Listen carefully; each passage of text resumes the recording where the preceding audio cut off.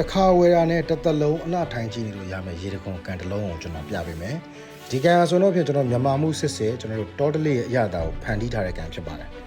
ဒီကန်မှာဘာလို့တစ်သက်လုံးကျွန်တော်တို့အလှထိုင်ကြည့်လို့ရတယ်လို့ပြောရင်ကျွန်တော်တို့ဒီဘောမှာကျွန်တော်တို့ဖုန်နေတင်လာတဲ့အခါမျိုးတွေနှစ်နဲ့ချီကြတဲ့အခါလားနဲ့ချီကြတဲ့အခါမှာဖုန်လေးတင်လာမျိုးရှိတတ်တယ်အဲ့လိုဖုန်လေးတင်လာတဲ့အခါမှာလွယ်ကူစွာနဲ့ကျွန်တော်ရေဖြန်းဘူးလေးနဲ့ကျွန်တော်တို့ဖြန်းပြီးတော့ကျွန်တော်တို့တန်ရှင်းလို့ရတာဖြစ်ပါတယ်ဒါလူကမဖြက်စီးသေးပြီကျွန်တော်တို့တစ်သက်လုံးခံပါတယ်ဒီကံမှာဆိုတော့ပါဝင်တဲ့ပစ္စည်းတွေက P4 နဲ့အကောင်းဆုံးသုံးထားပြီးတော့ကျွန်တော်တို့အငင်းကြောက်တွေလည်းကျွန်တော်တို့ပါဝင်ပါတယ်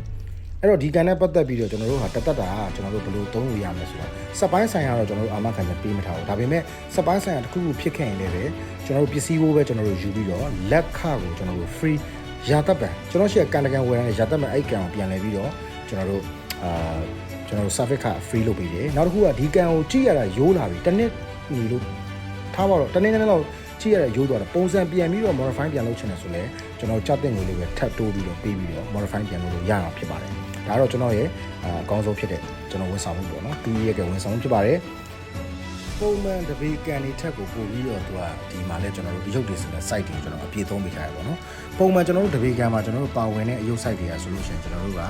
တော့ကျွန်တော်တို့ပုံမှန်သုံးတဲ့ site တွေဖြစ်ပါတယ်ဒါဆိုကျွန်တော်တို့ရှင်ကြည့်တဲ့အခါမှာကျွန်တော်တို့3ချိုးလောက်ကွာပါတယ်ဒါက1 gram ရှိဆိုဒီဘက်ကတော့3 can ရှိရပါတော့အဲ့တော့3ဆလောက်ကြီးတယ်ဘာကြောင့်ကျွန်တော်တို့ဒါကိုသုံးမိထားရလဲဆိုတော့ကျွန်တော်တို့အဝေးကလမ်းကြည့်တဲ့အခါမှာသူ့ရဲ့ကျွန်တော်တို့မြင်ကွင်းမှာကတော့နော်ကျွန်တော်တို့အဝေးကလမ်းကြည့်လိုက်ပြီဆိုကြတဲ့ကဒါဟာကျွန်တော်တို့မြန်မာမှုကန်စစ်စစ်ကလေးဆိုတဲ့အရာတောင်ပို့ပြီးတော့ပေါ်လင်းစေပြီးပို့ပြီး quality ကိုကျွန်တော်တို့ပို့ပြီးကောင်းအောင်လုပ်ပေးထားတဲ့သဘောပေါ့နော်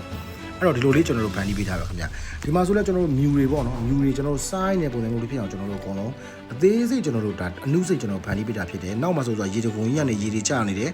တောင်ကြီးကနေရေတွေကျနေအဲ့တောင်ကြီးကနေကျတဲ့ရေတွေကလည်း